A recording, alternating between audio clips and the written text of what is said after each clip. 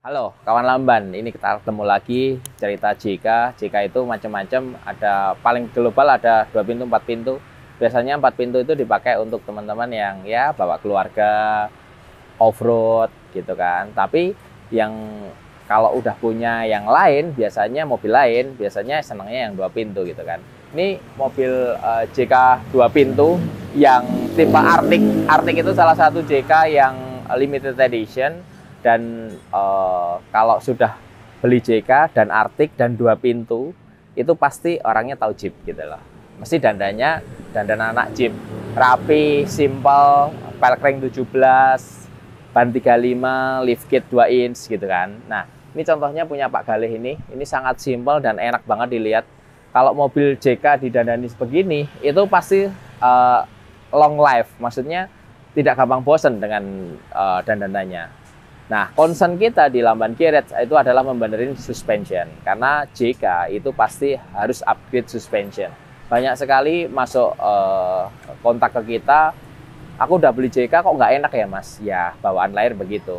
Langkah pertamanya apa? Langkah pertamanya adalah ganti shock. Kalau nggak mau lift kit, ganti shock dulu. Minimal ganti shock, gitu loh. Shocknya yang mana? Shocknya mulai, yang penting nitrogen shock bisa di valving. Itu yang utama. Ada beberapa merek recommended kalau dipakai di dalam kota yang empuk itu ada Icon yang 2 inch, ada Fox. Itu shockbreaker murah yang enak, yang empuk. Cuma masalahnya di high speed pasti limbung gitu loh. Shockbreaker itu high speednya limbung. Terus di atasnya itu yang value for money dan enak dan oke dan adjustable apa? Ya untuk JK Ome BB51 karena harganya sangat reasonable. Harganya sekitar 35 jutaan kalau nggak salah. Itu sudah bisa dipakai untuk lift 0 sampai dengan 2,5 inch satu tipe shockbreaker. Jadi oke banget gitu loh. Contoh punya Pak Galih ini dengan budget yang ada kita maksimumkan dengan cara upgrade suspensinya. Yang pertama yang utama adalah shockbreaker pakai Ome BB51, lalu pernya ini pakai Peders 0-150 kg, lift 2 inch.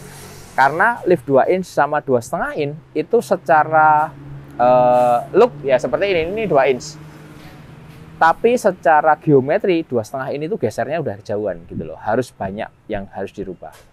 Terus yang ketiga adalah steering shock karena sudah upgrade diameter ban, terus sama arm set. Arm setnya begitu diganti arm set, mobil ini yang goyang-goyangnya berkurang jauh karena dia lebih flat armnya. Armnya pun ada 2 macam, mereknya macam-macam, tapi ada 2 macam yang perlu diketahui bahwa ini arm untuk overland, ini arm untuk extreme off-road. Beda banget teknologinya. Nah, kalau yang extreme off-road itu lebih flat tapi high maintenance, harus di maintenance berkala. Kalau untuk overland itu low maintenance. Nah, kalau untuk dipakai hari-hari, pilih aja yang tipenya setupnya untuk overlanding. Jadi dia low maintenance gitu. Contohnya ini Teraflex.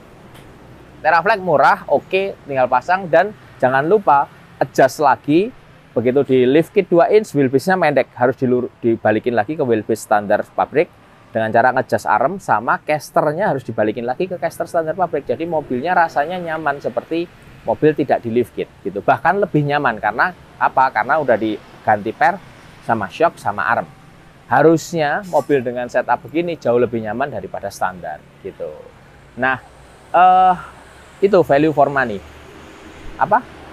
BP51 pernya itu harganya rata-rata sama, tinggal sesuai dengan bobotnya. Terus yang kedua adalah arm set, shockbreaker steer. Shockbreaker steernya ini pakai Fox, bagus banget karena dia sudah heavy duty long arm gitu loh. Itu next step gitu loh. Sebenarnya pakai tough dog sudah cukup oke. Terus modifikasi selanjutnya adalah bannya pakai 811 35. Ini salah satu ban AT35 yang nyaman dengan harga yang oke. Peleknya pakai Black Rhino Abram. Ini juga oke peleknya. Offsetnya 0, jadi dia tidak terlalu keluar bodi, membuat mobilnya masih ganteng banget. Begitu diganti ini semua, istri pasti komplain, makanya diganti dipasang elektrik full step dari e-board. Ada 2 macam rekomendasi untuk JK, e-board dari T-Max atau AMP gitu loh. Ini 2 macam itu aja, harganya hampir selisihnya setengah kali gitu loh. Tapi e-board sudah cukup oke. Terus bumpernya pakai anniversary, pakai lampu rigid, Nah, ini ada lampu proyektor yang di fog lamp. Saya saranin semua fog lamp JK pasang yang ini atau yang merek Amerika sekalian, desain atau apa. Tapi kalau ini beli sinarnya. Sinarnya bagus banget, cut off-nya jelas. Jadi kalau malam malah justru lebih oke pasang ini. Lampunya juga udah diganti. Ini pakai track light gitu. Jadi udah oke. Oh ya, sama satu lagi. Ada special things. Ini dibikin dari metal craft. Ini pakai pia. Ini kelihatannya simple, tapi membuat mobil ini lebih ganteng gitu kan. Coba dilihat, kan lebih ganteng. Oke, sekarang kita fine tune si BP51 untuk mobil JK ini.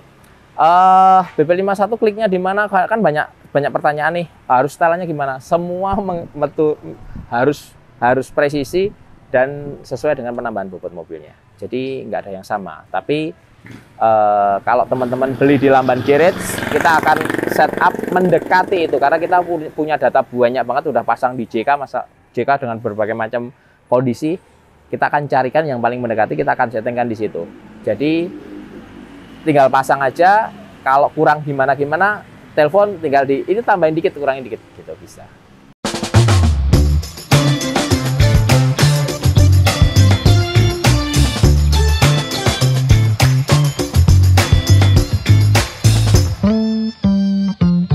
Kita lagi final tune Ome BP51 di Jeep Wrangler JK.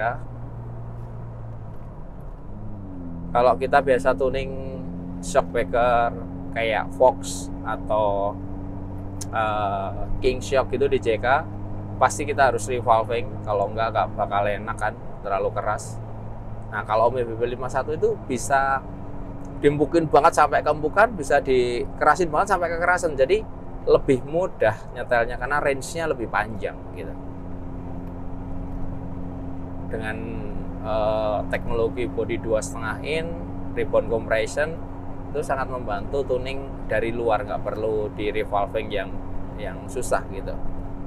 Jadi kalau kurang dikit-dikit tinggal tuning dari luarnya. Dan keuntungannya lagi saat kita merubah bobot mobil, misal bawa barang banyak gitu, itu tinggal di klik aja gitu, nggak perlu valving gitu.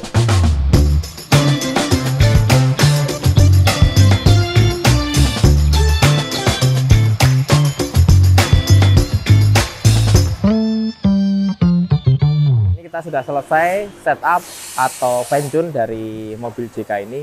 Jadi teman-teman kalau beli shockbreaker di Lamban Garage pasti warranty setup sampai enak. Itu kita warranty selamanya gitu loh. Jadi karena kalau kita udah beli shockbreaker yang bisa di setup tanpa kita setup dengan maksimum, itu sama aja nggak beli shockbreaker itu, nggak beli teknologinya. Jadi kita selalu concern jualan shock itu yang pertama adalah kita dapat support system dari produsen. Kalau kita nggak dapat support system dari produsen, kita nggak bakal jualan. Karena itu yang kita pertanggungjawabkan kepada customer.